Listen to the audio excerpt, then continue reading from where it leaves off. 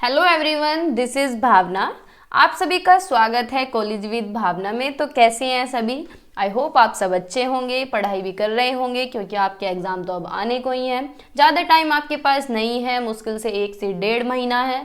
ठीक है, तो आपको तैयारी अब कर लेनी चाहिए। अगर आपने अब तक भी कुछ नहीं पढ़ा है तो अब तैयारी पर लग जाइए, क्योंकि थोड़ा बहुत तो देखो पढ़ना ही पड़ेगा, है ना, अगर आपको सही नंबर लेके आने हैं। वैसे पास तो आप 4 दिन 10 दिन पढ़ के भी हो जाओगे, ठीक है, लेकिन कोशिश करिएगा। ज़्यादा अगर टाइम नहीं निकाल सकते तो थोड़ा टाइम निकाल लें, क्योंकि सबकी मजबूरी रहती है भाई। कोई जॉब कर रहा है, किसी का घर का काम है, कि कोई साइड बाय साइड बीएड कर रहा है।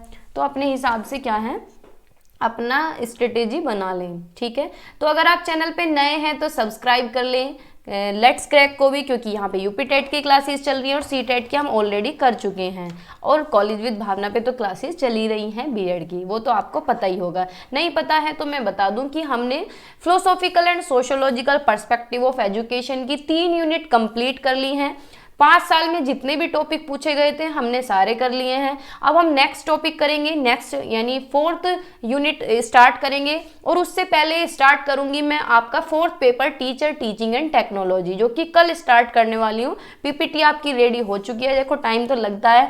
और बाकी growing up as a learner की 2 यूनिट हम कंप्लीट कर चुके हैं। अगर आपने नहीं देखी हैं तो जाकर देख लें, क्योंकि इससे क्या है, आप सारी बुक्स के टच में आ जाएंगे। ठीक है, और जो कंटेम्प्रेरी इंडियन एजुकेशन है वो हमने काफ़ी डिटेल में की है, उसकी भी 1 यूनिट हम कंप्लीट कर चुके हैं। ठीक है, तो जो ये आपके चारों कॉमन सब्जेक्ट है ये मैं काफ़ी अच्छे से आपको कराऊंगी। कोई भी टॉपिक आपका नहीं बचेगा जो पिछले 5 साल में पूछा गया है। ठीक है, तो उसी के पीछे हम लगे हुए हैं। अगर आपको कुछ पूछना है या कुछ कहना है तो इंस्टाग्राम पे मुझे फॉलो कर सकते हैं, मैसेज कर सकते हैं। ठीक है, क्योंकि मैं रिप्लाई तो करती हूँ। आज हम बात करने वाले हैं कि तुम्हें एग्जाम में क्या पढ़ना है। एग्जाम टाइम है, 1 महीने में क्या पढ़ें, कौन सी बुक लें, कौन सा सैम्पल पेपर खरीदें, पेपर किस मीडियम में दें, कैसे स्कोर करें। तो ये सारे जितने भी आपके कमेंट्स थे, जितने भी आपके मैसेजेस थे, मैंने सारे रख लिए हैं। ठीक है, तो बात करते हैं सारे पे। वीडियो में एंड तक बने रहिए, क्योंकि ये इन्फॉर्मेशन छोटी है लेकिन बहुत अच्छी तरह आपके लिए काम करेगी। ठीक है, तो सबसे बड़ी बात है कि भाई 1 महीना है, 1.5 महीना है, जिसने अब तक कुछ नहीं पढ़ा है उसके हाथ पैर ऐसे फूल रहे होंगे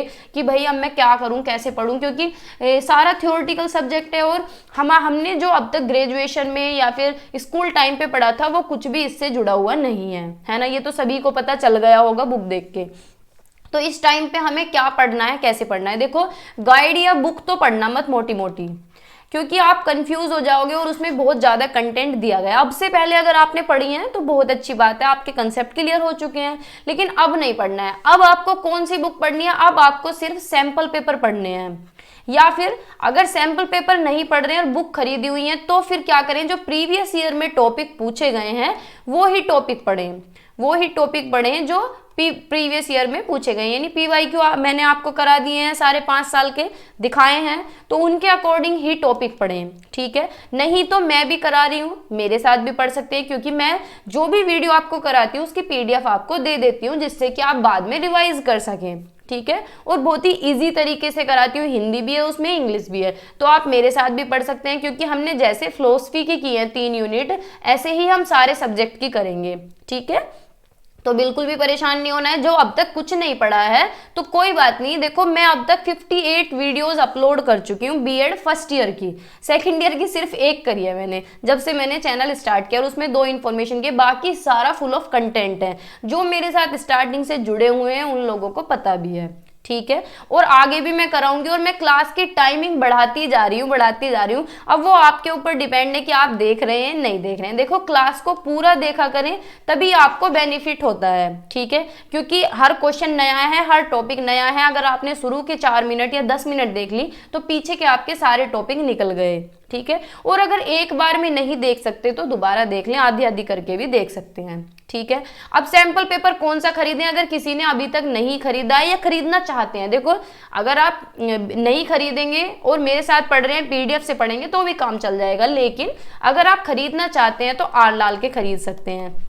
वैसे तो देखो सभी ठीक है, चित्रा भी, विद्या भी, सब ठीक है, आपको जो बेटर लगे वो खरीदे, लेकिन आर लाल भी अच्छा है क्योंकि इसके अंदर मटेरियल सही दिया गया है। तो आर लाल की खरीद सकते हैं, आर लाल के सैंपल पेपर, जिन्हें हम सूर्या बोलते हैं। ठीक है, सूर्या के सैंपल पेपर के नाम से आते हैं, और हिंदी में भी आते हैं, इंग्लिश में भी आते हैं। ठीक है, ये बात हुई। अब पेपर कौन से मीडियम में दें? देखो जो अब बीएड फर्स्ट ईयर की हम ज़्यादा फोकस करते हैं, सेकंड ईयर वाले तो जो जैसे दे रहे हैं वैसे ही देंगे, या फिर बदलना चाहते हैं तो बदल लें। लेकिन अगर आप सीबीएसई बोर्ड से पढ़े हुए हैं, स्टार्टिंग से आप इंग्लिश मीडियम से पढ़े हुए हैं, तो बाकी स्टूडेंट्स को देख के अपना मीडियम चेंज मत करना। अगर इंग्लिश मीडियम से पढ़े हैं तो इंग्लिश में ही पेपर देना, क्योंकि इंग्लिश में क्या है, मार्क्स अच्छे आते हैं, स्कोर अच्छा कर पाते हैं, एग्जामिनर इम्प्रेस होता है। ठीक है, ये मेरा भी एक्सपीरियंस है, और टीचर्स में हमारे जो प्रोफेसर्स थे वो भी यही बोलते हैं कि इंग्लिश में जो कॉपी में प्रेजेंटेशन देता है उनके मार्क्स अच्छे आते हैं। ठीक है, हिंदी में अगर आप हिंदी मीडियम से पढ़े हुए, स्टार्टिंग से हिंदी के टच में हैं, तो अपना मीडियम चेंज ना करें, आप हिंदी में ही दें। ठीक है भाई, जिसको जैसा सूटेबल हो वैसा ही दें, किसी को देख के चेंज नहीं करना है कि इंग्लिश में मार्क्स अच्छे आ रहे हैं तो इंग्लिश की तरफ चले जाएं। जो इंग्लिश मीडियम के बच्चे हैं वो इंग्लिश में रहें, वो अपना चेंज ना करें। क्योंकि मेरे साथ बहुत सारे स्टूडेंट्स ऐसे थे जो पब्लिक स्कूल में पढ़े हुए, इंग्लिश मीडियम में पढ़े हुए हैं, और उन्होंने बीएड हिंदी में किया है। ठीक है, तो इंग्लिश में करने में ज़्यादा फायदा है, क्योंकि आगे तक चीज़ें क्लियर होती हैं, और सीडीपी जो आगे जाके हमें हर सब्जेक्ट, हर टीचिंग एग्जाम में देखने के लिए मिलती है, वो भी इंग्लिश में ही ईजी है। ठीक है, अच्छे मार्क्स कैसे स्कोर करें? अब आपका प्रेजेंटेशन का तरीका बहुत अच्छा होना चाहिए। वो मैंने अलग वीडियो बनाई हुई थी, जब मैंने चैनल स्टार्ट किया था तो मैंने आपको बताया था कि मैंने किस तरीके से लिखा था और मैं किस तरीके से लिखती हूँ। क्योंकि लिखने का, देखो पढ़ते तो सभी हैं, सभी भाई सभी मेहनत करते हैं, लेकिन लिखने का तरीका है जो एग्जामिनर को अट्रैक्ट करता है। आपको क्या करना है, स्केल से एक तरफ लाइनिंग खींचनी है, दो तरफ लाइन बिल्कुल भी नहीं खींचनी है। कुछ बच्चे करते हैं इधर से भी खींच लेंगे, इधर से भी, इतनी सी कॉपी बचेगी, फिर उसमें लिखेंगे। तो ऐसा नहीं करना है, एक तरफ लाइन खींचनी है और आराम से लिखना है बिल्कुल। दूसरी बात, ज्यादा ऐसे नहीं लिखना कि पूरा जो पेज है इसका एक कोना भी नहीं बचा है, पूरी पूरी लाइन आपने भर दी है। तो बिल्कुल भी ये तरीका बिल्कुल भी अच्छा नहीं है, क्योंकि एग्जामिनर के पास इतना टाइम नहीं होता कि वो आपका पूरा पेज पढ़े। आपको या तो पॉइंट्स में लिखना है या फिर हेडिंग्स में लिखना है। कोशिश करिएगा कि हेडिंग ज्यादा से ज्यादा लिखें।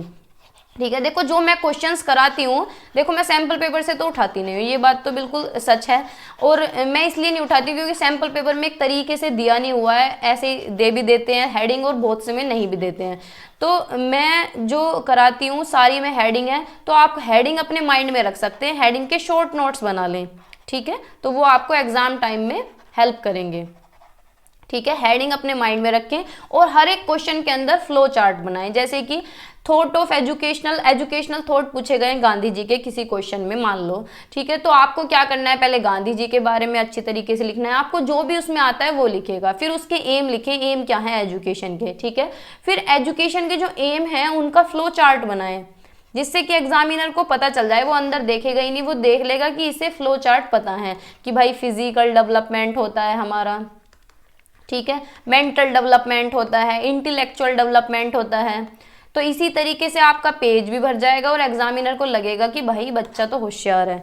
ठीक है, स्पिरिचुअल डेवलपमेंट होता है।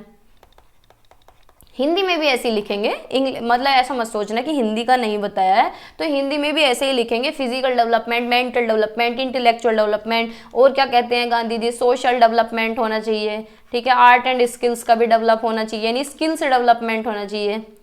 ठीक है, तो इसी तरीके से आप फ्लो चार्ट बना सकते हैं। यहाँ ये गंदा लग रहा है, लेकिन कॉपी में जब बनाएंगे तो काफ़ी सुंदर लगेगा। और दूसरी तरीके से बना सकते हैं, इस तरीके से ग्राफिकल रिप्रेजेंटेशन से। ठीक है, तो ये बात हुई। अब लॉन्ग क्वेश्चन कितने पेज में लिखें? देखो, अब अगर 32 पेज की कॉपी आती है तो 5 पेज में भी लिख सकते हैं। अब कॉपी थोड़ी सी छोटी हो गई है, इतने एग्जामिनर पेपर बांटे, इतने अपने कॉपी के पेज गिन लेना। अगर 28 पेज की है तो उसी हिसाब से थोड़े कम कर लेना। ठीक है, तो 4 पेज कम से कम होने चाहिए दोनों तरफ के मिला के। 5 हो जाए तो भी अच्छी बात है, क्योंकि बीएड में क्या है, जो वेरी शॉर्ट क्वेश्चन है उनमें इतना ज़्यादा नहीं लिखना होता, क्योंकि वो 1 वर्ड में भी आ जाते हैं या फिर डेफिनेशंस आती हैं। तो 4 से 5 पेज आप ले सकते हैं दोनों साइड के मिला के।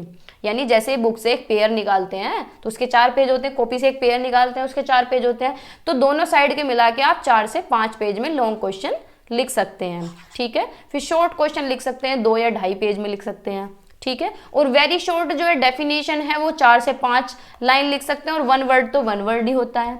ठीक है भाई, ये बात हुई। अब कॉपी लिखते समय किन गलतियों से बचना है? वही, एक तो पूरी तरीके से इस तरीके से सारी लाइन भर भर के नहीं लिखनी है कि भाई ना तो कोई हेडिंग है और ना ही कोई पॉइंट्स बनाया है, वो पूरी कॉपी भर दिया है, तो ये वाला काम नहीं करना है। दूसरा, मोटी मोटी स्केच यूज नहीं करनी है, उससे प्रेजेंटेशन और खराब हो जाती है, क्योंकि दूसरी साइड छप जाती हैं चीज़ें, ठीक है। तो दूसरा पेज क्या है, खराब हो जाता है। तो ऐसा काम नहीं करना, सिर्फ 2 पेन यूज़ करो, वही इनफ है, ब्लू एंड ब्लैक, ठीक है। अगर अच्छी तरह लिखेंगे तो वही सही है, ठीक है। और आंसर लिखने की स्पीड कैसे बढ़ाएं? आंसर देखो, एक तो कुछ लोग होते हैं जो बहुत स्लो लिखते हैं। अगर नॉर्मल लिख रहे हैं तो वहाँ बहुत टाइम मिलता है कि आप आराम से लिख सकते हैं, लेकिन स्पीड आपको कैसे बढ़ानी है? अगर आप जैसे कि आप वीडियोस से पढ़ रहे हैं तो अपने शॉर्ट नोट बना लें, जल्दी जल्दी रफ रफ लिख लिख के। जब आप खुद से लिखते हैं, जब अंदर से लिखते हैं, बिना देखे लिखते हैं, तो ऑटोमेटिक ही आपका हाथ तेज चलता है, ठीक है। रफली हर जो भी टॉपिक आप पढ़ रहे हैं उसके शॉर्ट नोट लिख दें, या फिर उसके हेडिंग लिखते जाएं। हेडिंग्स लिखते लिखते ही आपकी प्रैक्टिस हो जाएगी, ठीक है। तो ये काम आपको करना है और अब पढ़ने लग जाइए, क्योंकि मई के फर्स्ट वीक में आपके एग्जाम होने हैं। देखो, मई का सेकंड वीक तो हो सकता है, लेकिन होंगे मई में ही, क्योंकि नोटिफिकेशन में बिल्कुल साफ साफ लिखा है कि मई के फर्स्ट वीक में ही प्रस्तावित है, ठीक है। तो मई तक अपना सारा सिलेबस आपको कंप्लीट करना है, और हम भी लगे हुए हैं। मैं आपको सारा सिलेबस करा दूंगी। 4 कॉमन पेपर तो आपको कराऊंगी ही। जब ये 4 कंप्लीट हो जाएंगे, फिर पेडागोजिकल सब्जेक्ट्स उठा लेंगे, पोल लगा के, जिसके स्टूडेंट्स ज़्यादा होंगे पहले वही कर लेंगे, ठीक है। और मुझे ऐसा लगता है कि बायोलॉजिकल साइंस और फिजिकल साइंस के ज़्यादा स्टूडेंट्स हैं, यानी साइंस वाले ज़्यादा हैं, ठीक है। तो आज की वीडियो में इतना ही रखते हैं। होपफुली आपको ये वीडियो अच्छी लगी होगी और बेनिफिशियल भी होगी, क्योंकि बातें छोटी छोटी सी हैं, लेकिन अगर सारी चीज़ फॉलो करते हैं तो आप अच्छे नंबर भी ला सकते हैं और टॉप भी कर सकते हैं। बीएड इतनी हार्ड नहीं है, आराम से कोई एवरेज बच्चा भी होगा वो भी टॉप कर लेगा, ठीक है। बस आपका प्रेजेंटेशन अच्छा होना चाहिए, एग्जामिनर अट्रैक्ट हो जाए आपकी राइटिंग को देख के, आपकी कॉपी को देख के, तो वो नंबर अच्छे ही देगा, ठीक है। तो ये बात हुई। अगर आप चैनल पे नए हैं तो सब्सक्राइब कर लें। इस वीडियो में इतना ही रखते हैं, कल मिलते हैं। एजुकेशनल टेक्नोलॉजी फर्स्ट यूनिट हम स्टार्ट करेंगे, टीचर टीचिंग एंड टेक्नोलॉजी की, जो कि आपका 4th पेपर है, ठीक है। Bye bye, take care.